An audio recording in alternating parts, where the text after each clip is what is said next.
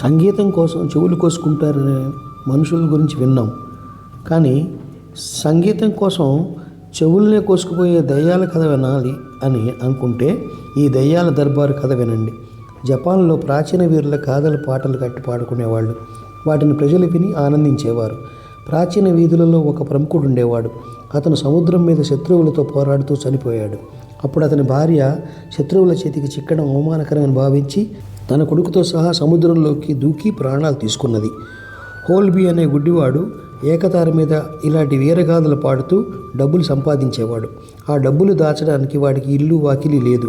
అందుచేత వాడొక బౌద్ధ మఠం అధికారిని ఆశ్రయించి ఆయన అనుమతితో మఠం వసార అడుగు మీద తనకున్న కొద్ది సామాన్లు పెట్టుకుని ఉంటూ ఉండేవాడు. మఠాధికారి అతనితో అప్పుడప్పుడు కబుర్లాడుతుండేవాడు. ఒకరోజు సాయంత్రం సూర్యాస్తమయం వేళ మఠం నిర్జనంగా ఉన్నది.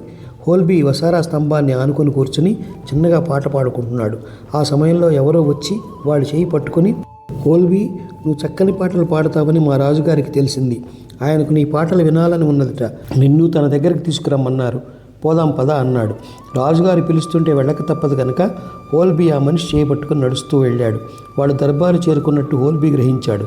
ఎందుకంటే వాడికి ఆడవాళ్ల దుస్తులు రెపరెపలు వినిపించాయి. ఉత్తమ తరగతి స్త్రీల నుంచి వచ్చే పరిమళాలు వాడి ముక్కుకు తగిలాయి. హోల్బీని ఎత్తైన ఆసనం మీద కూర్చోబెట్టారు. సముద్ర యుద్ధంలో చనిపోయిన మహావీరుడి గాథను గానం చేయమన్నది ఒక స్త్రీ. వాడు చక్కగా గొంతెత్తి ఆ పాటను భావయుక్తంగా పాడాడు.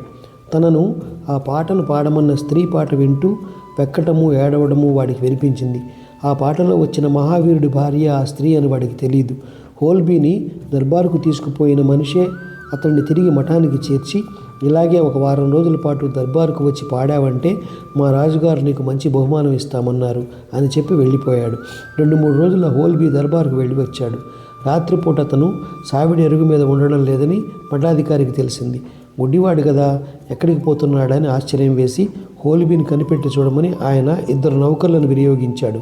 సాయంకాలం 6 గంటల వేళ హోల్బీ తనంతట తానే బయలుదేరి వేగంగా నడుచుకుంటూ పోవడం చూసి నౌకర్లు ఆశ్చర్యపడ్డారు. అతన్ని నడిపించే వ్యక్తి వాళ్ళకు కనిపించలేదు.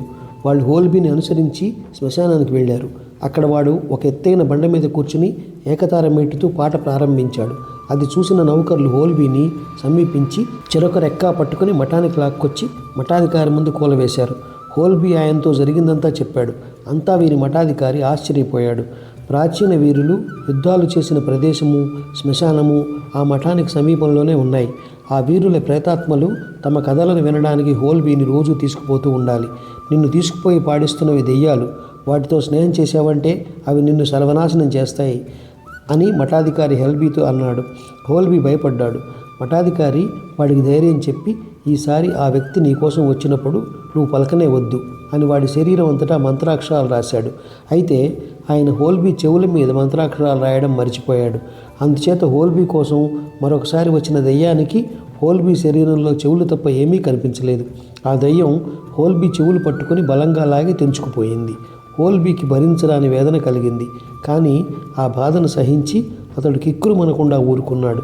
మఠాధికారి హెచ్చరిక అతనికి బాగా గుర్తున్నది. దయ్యాల దర్బార్లో పాడినందుకు నాకు లభించిన బహుమతి ఇదే అనుకున్నాడు హోల్బీ. ఆ తర్వాత దెయ్యాలు అతడి జోలికి రాలేదు.